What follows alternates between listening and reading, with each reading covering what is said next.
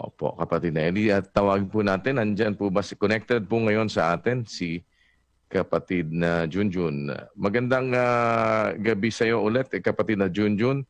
Anong particular daw ang ibig mong tukuyin dito sa pangalawa mong tanong? Kung sabay-sabay tayong aakyat ang ating kaluluwa sa langit, saan napupunta mga naunang namayapa? Anong specific ang gusto mong alamin dito? Kapatid na Junjun, please. Magandang gabi po. Yung pong aking pong katanungan ay kung saan po napupunta yung mga kaluluwa ng mga unang namayapa?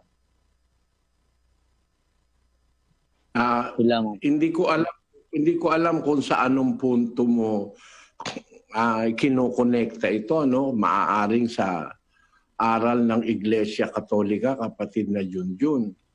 Kasi sa aral ng Iglesia Katolika, yung daw mga naunang namayapa, nasa langit na sila ay kagaya ni Maria, gaya ng mga santo.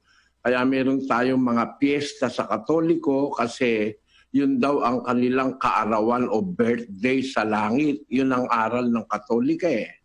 Ganun ba pinanggalingan ng iyong tanong, kapatid na Junjun? Opo, Brother Eli, dahil po ng kailangan daw pong ipagdarasal ang patay para daw po makarating na sa langit. Yun po. Yun. Alam mo, ikinalulungkot kong sabihin kasi nungalingan niyang aral na yan eh. Kasi matagal nang ang tao umiiral sa lupa bago nanaog ang Panginoong Hesus. Nung nandito siya sa lupa, nagbigay siya ng isang impormasyon sa atin. Ang sabi niya doon sa Juan, Kapitulo 3, versikulo 13, ganito nakasulat. At walang umakyat sa langit, kundi ang nanggaling sa langit, sa makatwid bagay ang anak ng tao na nasa langit. Considering na nung nasa lupa siya, tapos na ang panahon ni Abraham, ni Noe, ni Moises, ng mga propeta, marami nang naging dapat sa Diyos. Pero sabi niya, walang umakyat sa langit, kundi siya rin yung nanggaling sa langit. Sa makatwid bagay ang anak ng tao na nasa langit. Ang Kristo, kung magsalita, eksakto yun eh. Walang paligoy-ligoy ang salita ni Kristo. Sa panahon niya, after millennia of man's existence on earth, ginarantyahan niya wala pang umaakyat sa langit. Walang taong nakaakyat pa sa langit, kundi yung anak lang ng tao na nanggaling sa langit. Bakit? Basahin natin ang Efeso, Kapitulo 4, versikulo 8, kapatid na Junjun. Kaya't sinasabi niya, nang umakyat siya sa itaas, ay dinala niyang bihag ang pagkabihag at nagbigay ng mga kaloob sa mga tao. Ngayon ito, umakyat siya. Ano ito? Kundi siya'y bumabari naman sa mga dakong kalaliman ng lupa. Ang bumaba ay siya rin namang umakyat sa kaitaasan ng buong sangkalangitan upang kaniyang mapuspos ang lahat ng mga bagay. Ayun. Ang sabi sa prinsipyo na sinasabi ni Pablo, nanggaling yung ideya sa Panginoon Kristo, ang bumaba, siya rin namang umakyat. So walang umaakyat, kundi yung bumaba. Hindi ang kahit sino umakyat na. Gusto kong basahin sa iyo, kapatid na Junjun, ang Hebreo, Kapitulo 11, at ang versikulo ay 39. At ang lahat ng mga ito, nang sila'y mapatotohanan na dahil sa kanilang pananampalataya, ay hindi kinamtan ang pangako. Kapatid na Junjun, ito, I do not want to take it out of context. Sa Kapitulo 11, sinasabi ni Pablo kung sino-sinong mga tao ang naging dapat sa Diyos. Sa versikulo 4, binanggit niya ang unang-unang tao, si Abel. Sa pananampalataya, si Abel. Pagdating sa susunod na versikulo, sa pananampalataya, si Enoch. No? Naging dapat din yan. Tapos sa 7, sa pananampalataya, si Noe. Hindi ko na binabasa lahat kasi mahaba eh. At sa 8, sa pananampalataya, si Abraham. Ayun. Tapos pagdating sa versikulo 11, sa pananampalataya, si Sarah. No? Pagdating sa versikulo 13, ayon sa pananampalataya, nangamatay ang lahat ng mga ito. Namatay lahat yan, mula kay Abel hanggang kay Sarah at saka sa lahat ng mga naging dapat, na hindi kinamtan ang pangako. Alin ba yung pangako? Na namatay sila, hindi nila nakamtan. Basahin muna natin ang unang Juan 2:25. At ito ang pangakong kaniyang ipinangako sa atin, ang buhay na walang hanggan. Ang pangako, ang buhay na walang hanggan.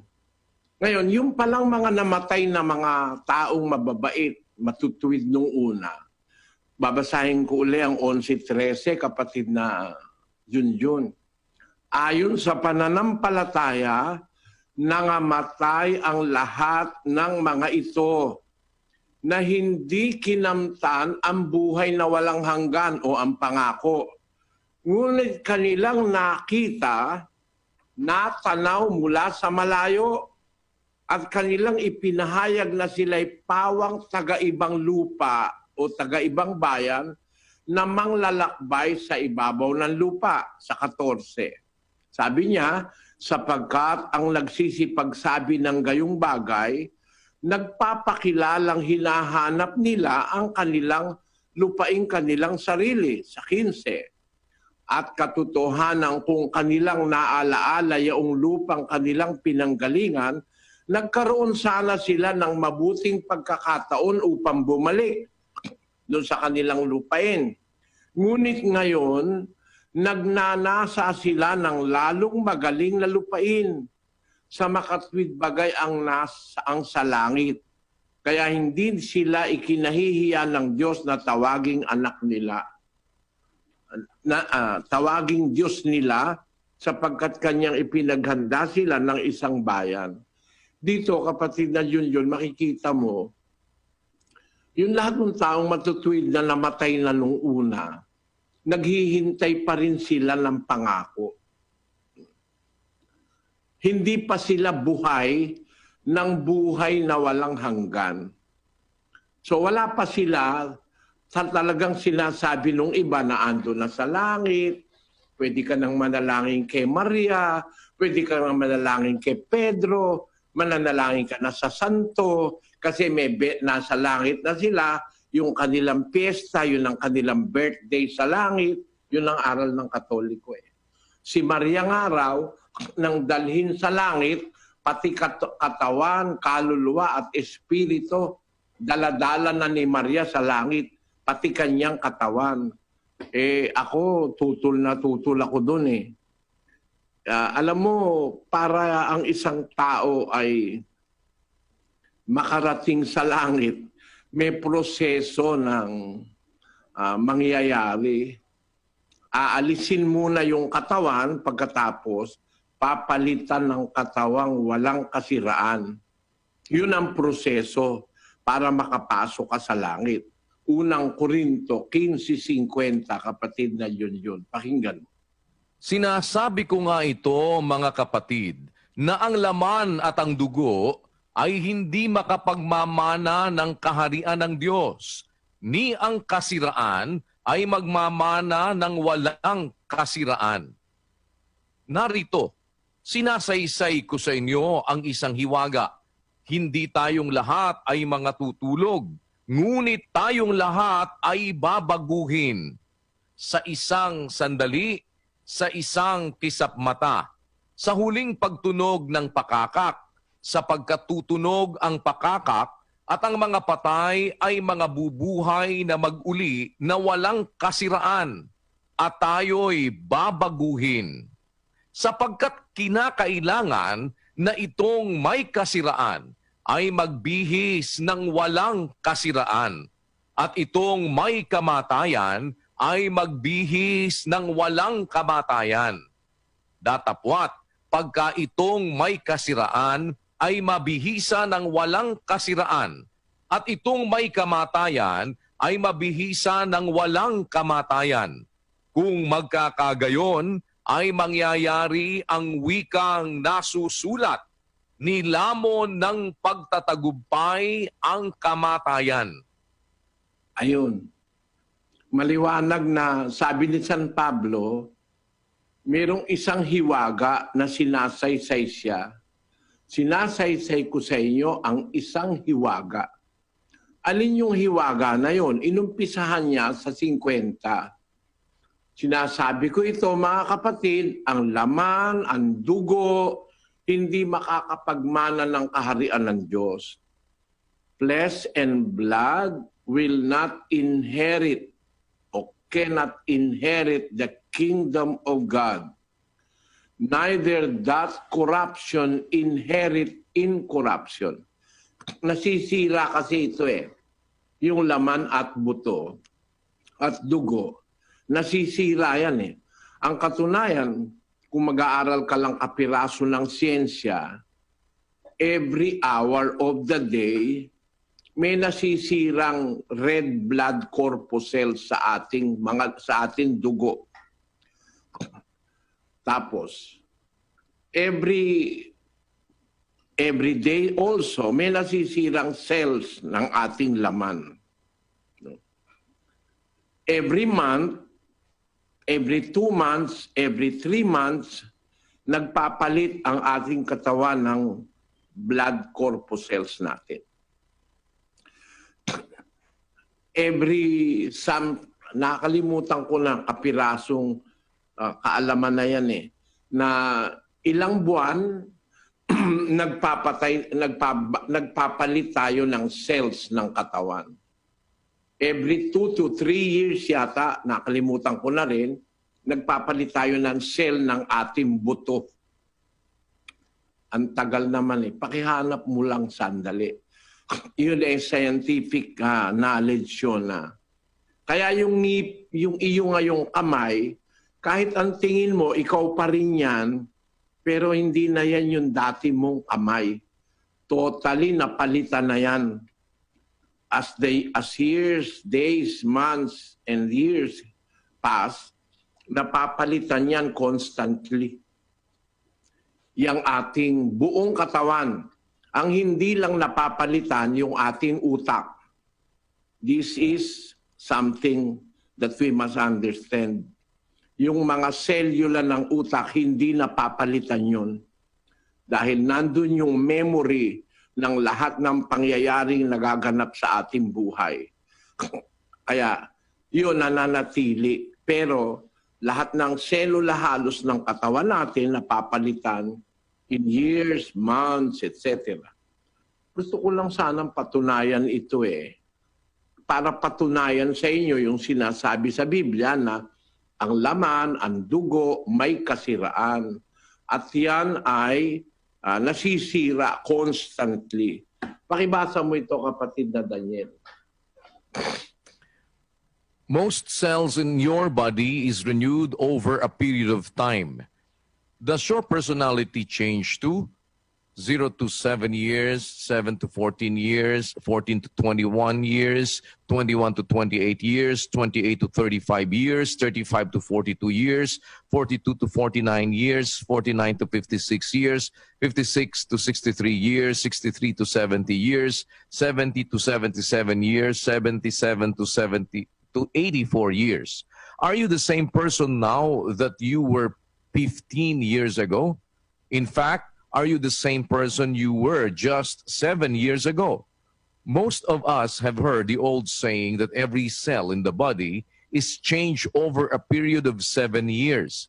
But recent investigation has uncovered facts of far more significance to us as human beings. This concerns the emotional, physical, and mental changes that seem to occur in approximate 7-year intervals. Of course, there are no fixed boundaries, and so one may achieve these levels of maturity at any period of our life. So what follows are simply the general changes you may find. Rudolf Steiner, the great teacher of anthroposophy, said that the 7-year cycles continue throughout life and are of the utmost importance to doctors, teachers, psychiatrists, and the social sciences. Without some smattering of these changes, it is difficult for anyone to understand the relationship of any given individual with his or her environment. So I have tried to summarize what Steiner and others have said about the cycles. Before the definition is started, I feel it is important to say that as humans, in fact, as any life form, we are creatures of great polarities. Or, as the philosopher Erwin Goodenough said, a book on love, loyalty, or justice would gain little but pedantry by starting out with a concise definition of the term.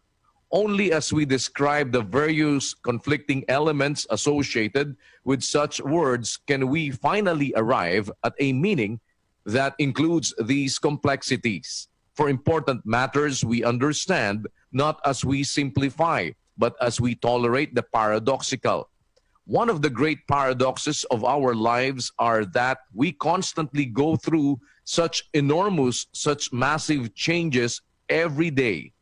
Daily, we pass through an extraordinary change that we often take so much for granted, we miss the wonder of it.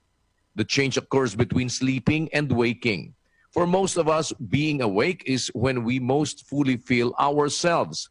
Compared with this, sleeping is a period during which we lose any focused awareness of being an individual, and we sink into what is generally called unconsciousness, the lack of personal awareness. This swing between waking and sleeping can be seen as the extremes within the possibilities of our experience. Sleeping and waking are the polarities, the north and south poles of what we can confront. In quite a real sense, we can say there is nothing beyond what is included in those polarities. But there is an enormous difference between waking experience and the experience of dreamless sleep. Yes, one can have an experience of what is considered deep unconsciousness. In waking, we have a sensation of time, of being in a locality, of separateness, and even isolation. But at the other end of that polarity, we have a sense of timelessness and non-locality. What was a sense of self merges into an ocean of awareness, sea levels of awareness in sleeping and waking. 0 to 7 years. One of the most important of these cycles is the first. From birth to 7 years of age, its importance lies in the fact that it is the beginning of everything, the foundation upon which the later structure will be built. Birth gives individual life to an infant body. Even at birth, this small being already has its given potential of intelligence, creativity, and personality. But this potential has to come to terms with its environment, which includes its own body. In a human being, we cannot have awareness without consciousness. We cannot have thinking without the tools of thought, such as language. Kapatid na Daniel, masyado yatang mahaba itong kinuha niya eh. Meron naman kasing para bang synopsis o brief na kung gaano katagal tumatagal ang red blood corpuscles, white blood corpuscles, ang flesh, ang bones, ang cartilages. Ang haba niyan eh. Pero ang punto ko lang naman ay ito. Basahin na natin ito. Ang haba ng kinuha mo eh. Ubusin mo oras natin. Ikaw kumukuha eh.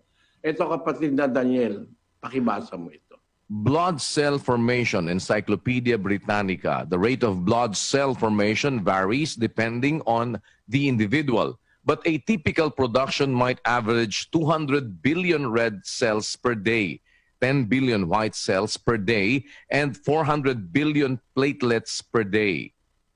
In a normal adult, the red cells of about half a liter, almost 1 pint, of blood are produced by the bone marrow every week. Almost 1% of the body's red cells are generated each day. And the balance between red cell production and the removal of aging red cells from the circulation is precisely maintained. Yan, sa dugo yan, ano?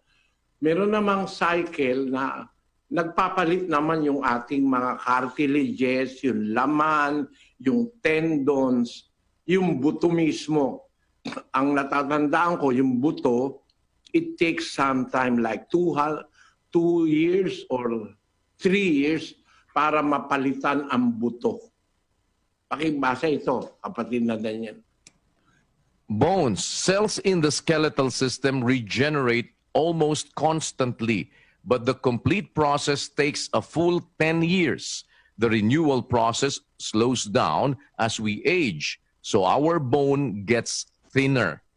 Ang total complete process pala, 10 taon, yung buto mo ngayon, pagkaraan 10 taon, hindi na yun yung dati mong buto, napalitan na yun.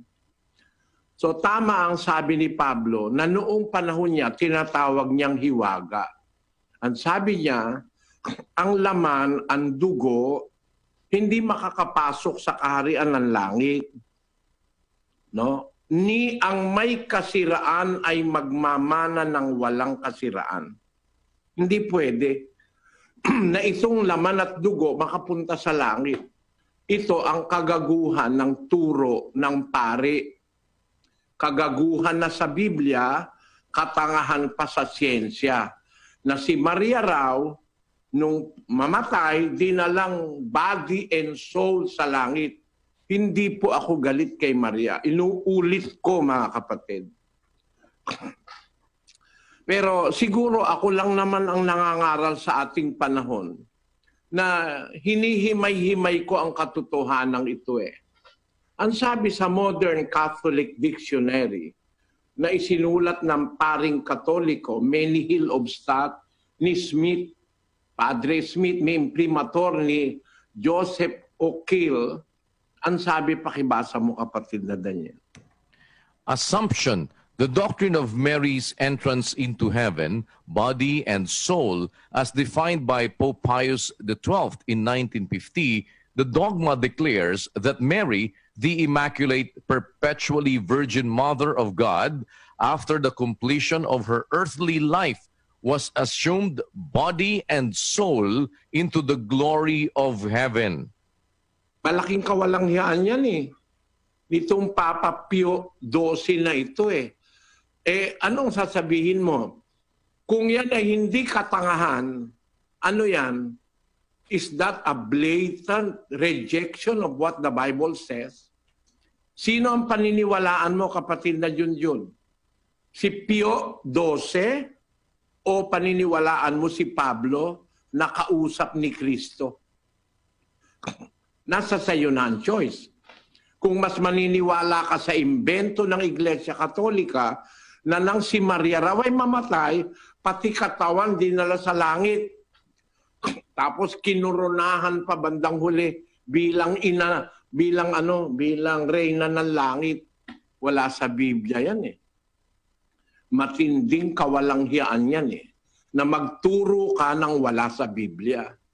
Ang tao tuloy, nag-iisip, sumasampalataya sa isang bagay na hindi galing sa Diyos. Kasi ang galing sa Diyos, ang laman at dugo hindi papasok sa langit. Kasi itong may kasiraan, hindi pwedeng magmana ng walang kasiraan. Ni itong may kamatayan ay magmamana ng immortality. No? Yun ang sikreto na unang-una dapat nating maintindihan. Ngayon, yung mga namamatay, saan napupunta yun? Di ang namamatay ang kanyang katawan na nabubulok. Nabubulok yon. Pagkatapos, pagdating ng paghuhukom, yung nabulok na katawan na disintegrate, bubuuin uli yun, bubuuin. Tapos, dun ilalagay uli yung iyong espiritu at yung kaluluwa mo para maramdaman mo na ikaw yung namatay, nabuhay ka uli. Pagkatapos nun, papalitan na ang iyong katawan ng katawang ukol sa langit bago ka pumasok sa langit. Yun ang proseso. Babasahin ko sa iyo, kapatid. Sa Ezekiel 34:7.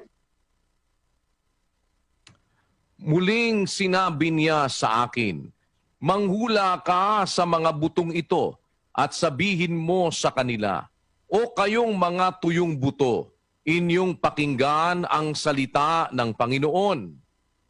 Ganito ang sabi ng Panginoong Diyos sa mga butong ito, narito, aking papapasukin ang hinga sa inyo, at kayo'y mga bubuhay. At lalagyan ko kayo ng mga litid, at babalutin ko kayo ng laman, at tatakpan ko kayo ng balat, at lalagyan ko kayo ng hininga, at kayo'y mga bubuhay, at inyong malalaman na ako ang Panginoon. Yan ay proseso ng pagkabuhay na mag-uli. At ito hindi lamang sa matandang tipan nakasulat, pati sa bagong tipan ipinaliwanag yan ng mga apostol. Unang Tesalonica 4:16, kapatid na Daniel. Sapagkat ang Panginoon din ang bababang mula sa langit na may isang sigaw, may tinig ng arkanghel, at may pakakak ng Diyos, at ang nangamatay kay Kristo ay unang mga bubuhay na mag-uli. Pagbaba ng Panginoong Jesus, bababa siya uli kasi nangako naman kasi siya talagang babalik siya. Basahin natin ang 14:1-2 ng Juan. Huwag maglumihana ng inyong puso. Magsisampalataya kayo sa Diyos. Magsisampalataya naman kayo sa akin. Sa bahay ng aking ama ay maraming tahanan. Kung di gayon, ay sinabi ko sana sa inyo, sapagkat ako'y paroroon upang ipaghanda ko kayo ng dakong kalalagyan. At kung ako'y pumaroon at kayo'y maipaghanda ng kalalagyan, ay muling paririto ako at kayo'y tatanggapin ko sa aking sarili, upang kung saan ako naroroon, kayo naman ay dumuon. Ayun, babalik ako. Ihahanda ko lang yung paglalagyan sa inyo. Pagka naihanda ko na, babalikan ko kayo para kung saan ako nandoon, doon naman kayo dumuon. So hindi pa tayo makakapunta ron hanggang di pa siya bumabalik. Hindi pa naman bumabalik tapos nauna na si Maria ron. Ando na raw yung mga santo. Kasi nungalingan yan, kapatid na Junjun. Hindi ako galit sa Katoliko. Galit ako sa aral ng demonyo na itinuturo ng mga paring Katoliko. Hindi ako galit, kapatid. Hindi ako magagastos para sa Katoliko kung galit ako sa Katoliko. Ang nararamdaman ko, naaawa ako sa naipagliligaw nitong mga taong ito. Pinaniwala sa hindi galing sa Diyos. Ang katunayan, hindi ako galit eh. Halos tuwing ikalawang linggo, buwan-buwan ngayon, yung aking kinikita, itinutulong ko sa mga kapwa-tao. Karamihan Katoliko. Nagpapadala ako ng supply ng pagkain, bigas, mga kailangan, mantika, asukal, kape, dilata, etc. Hindi ako galit sa Katoliko. Pero kapatid, galit ako sa kawalanghyaang itinuturo. Kawalanghiyaan kasi sa Biblia yan eh, magturo ka ng mali. Kawalanghiyaan yan eh. 4:19 ng Efeso. Pakinggan nyo. Na sila sa di pagkaramdam ng kahihiyan ay napahikayat sa kalibugan upang kalakalin ang lahat ng karumihan ng buong kasakiman. 20. Ngunit kayo'y hindi nangatuto ng ganito kay Kristo. Ayan. Hindi tayo natuto ng kawalanghiyaan kay Kristo. Kawalanghiyaan yun eh, sa hindi pagkaramdam ng kahihiyan. O di walang hiya. Kawalanghiyaan yun. Na magturo ka ng hindi turo ni Kristo. Kung mangangaral kang totoo, nagsasadyos ka, may takot ka sa Diyos, huwag kang magtuturo nung hindi galing kay Kristo. Yun. Eh ano ang galing kay Kristo? Na ang taong namatay, ang kanyang laman, ang buto niya, babalik sa alabok. Pagdating ng paghuhukom, i-organize uli ng Diyos yun. To make you realize na ikaw yung namatay at ikaw din ang nabuhay. Pero, papalitan yan bago ka dalhin sa langit. Kaya habang hindi pa bumababa si Kristo, wala pang nabubuhay na mag-uli. Hindi totoong si Maria nasa langit na o dinala na si Pedro o kung sino-sino pa. Matinding kawalanghyaang aral yan. Para ngayon, ang mga Katoliko, umasa naman, nalangin kay Maria, naririnig ni Maria. Si Maria namatay kay Kristo sa pagsunod kay Kristo. Sabi ni Pablo, ang Panginoon bababang mula sa langit. May isang sigaw, may tinig ng arkanghel, at may pakakak ng Diyos. Ang nangamatay kay Kristo ay unang mabubuhay na mag-uli. Meron pagkabuhay na mag-uli. Pagkatapos ng pagkabuhay na mag-uli, ano ang kasunod? Ang sabi doon ni Pablo sa 15, hindi tayong lahat matutulog, hindi tayong lahat mamamatay. Ngunit tayong lahat ay babaguhin. Ito ang hiwagang sinasabi niya. Sinasaysay ko sa inyo ang isang hiwaga. Hindi tayong lahat, hindi lahat ng Kristiyano mamamatay.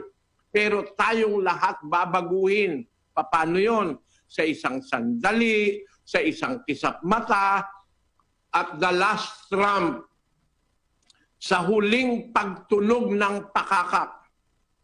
Eh hindi pa naman tumutunog ang pakakak, eh bila-bila nandun na si Maria sa langit at saka si Pedro. Hindi pa naman nabubuhay na mag-uli ang mga patay. Ngayon, ang tanong ng kapatid na June dun sa kanyang ikalawang tanong, kung sabay-sabay tayong aakyat sa langit, ang ating kaluluwa, saan napunta yung mga unang namayapa? Eh di nagpapahinga. Yun ang nakasulat sa Biblia, kapatid, nagpapahinga yun. Basahin natin ang Apokalipsis 14:12 at 13.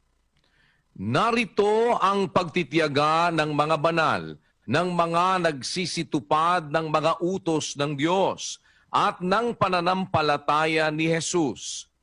At narinig ko ang isang tinig na mula sa langit na nagsasabi, isulat mo, mapapalad ang mga patay na nangamamatay sa Panginoon mula ngayon. Oo, sinasabi ng Espiritu, upang sila'y mangagpahinga sa kanilang mga gawa, sapagkat ang kanilang mga gawa ay sumusunod sa kanila.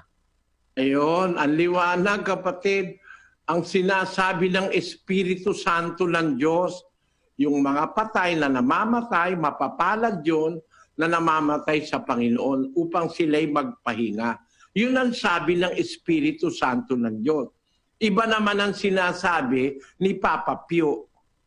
Iba naman ang sinasabi ng Iglesia Katolika. Eh hindi na Espiritu Santo ng Diyos ang may sabi nun. Espiritu na ng demonyo ang may sabi nun. Kasi hindi galing sa Diyos yun. Kaya sa tanong mo, Asa na yung mga kaluluwa ng mga namatay? Nagpapahinga sila. Nakita nga ni Juan yun eh. Nung makapanhik siya sa langit sa espiritu, pinakitaan siya ng vision. Nakita niya yung kung asan yung kaluluwa, yung espiritu ng mga taong mababait, matutuwid, 6:9 ng Apokalipsis. At nang buksan niya ang ikalimang tatak, ay nakita ko sa ilalim ng dambana ang mga kaluluwa ng mga pinatay dahil sa salita ng Diyos at dahil sa patotoong sumakanila. Ayun, At kapatid na Junjun, for your information lang, sa langit mayroong templo, may santuario at may altar. Kagaya nung itinayo ni Moises dito sa lupa. Sa santuario, sa panahong Israelita, kung ano yung ipinakita sa kanya ng Diyos na vision, yun ang kanyang itinayo doon sa santuario. 8:5 ng Ebreo. Pakinggan mo. na nangaglilingkod sa anyo at anino ng mga bagay sa kalangitan, gaya naman ni Moises na pinagsabihan ng Diyos nang malapit nang gawin niya ang tabernakulo, sapagkat sinabi niya, ingatan mo na iyong gawin ang lahat ng mga bagay ayon sa anyong ipinakita sa iyo sa bundok. Ayon, kaya nung gawin niya yung tabernakulo ng kapisanan ng Israel, ginawa niya yon ayon dun sa ipinakita sa kanyang vision ng Diyos sa bundok. Na doon merong altar kung saan inihahandog yung mga offering ng mga Israelita. Ngayon, dun sa ilalim ng altar, merong lugar doon sa langit. Kasi sa langit, may tabernakulo eh. Yun nga yung nakita ni Moises eh. Nakita rin ni Juan yun after many years, thousands of years. Yung nakita ni Moises sa bundok ng Sinai, pinakita sa kanya, pinakita uli yun kay Juan. Nang nakita niya, nung makapanhik yung kanyang espiritu sa langit to see what is in heaven, nakita niya sa ilalim ng dambana yung kaluluwa ng mga pinatay. Mayroong altar doon, may dambana. Ang mga taong matutuwid nagpapahinga ron sa ilalim ng dambana ang kanilang mga kaluluwa. Yun ba ang sagot na hinahanap mo, kapatid na Junjun?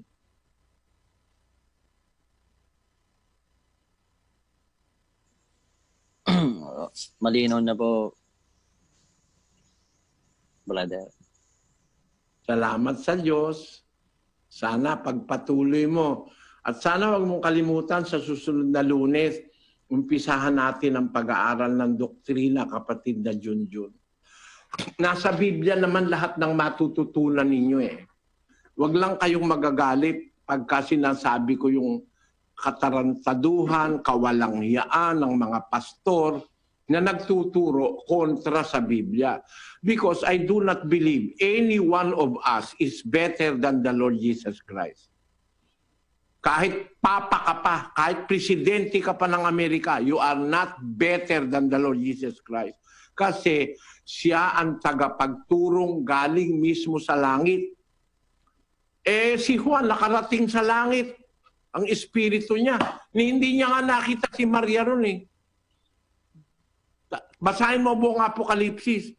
Nakapanhik siya sa espiritu. Nakita niya ba si Maria ron na nakaupo parang reyna na nakikinig sa panalangin ng Katoliko? Hindi nakita ni Juan yun. Kasi ang nakita niya, kung alin lang talaga yung nandun. Nakita niya napakaraming anghel. 10,000, tigsa 10,000, libo, milyon, maaring bilyon. Mga anghel, nasa kapalibot sa luklukan ng Diyos. Nakita niya ron, 24 na matatanda. Yung 24 elders. Nakita niya ron yung 4 na nilalang na buhay. Nakakita siya ron ng ilog, ng tubig ng buhay. Nakita niya ron yung punong kahoy ng buhay, yung tree of life. Nakita niya ron namumunga yung... pagkatuwa naman, nandun pala si Maria at nakaupo bilang reyna, hindi nakita ni Juan. Patawa na mga Katoliko, mag-isip lang po kayo at hindi kayo maniniwala sa pinagsasasabi ng inyong mga pare at ng inyong mga papa. Salamat kapatid na June, pagpalaing ka nawa ng Panginoon. Kapatid na Daniel. Opo, yan. Salamat po. Salamat sa Diyos.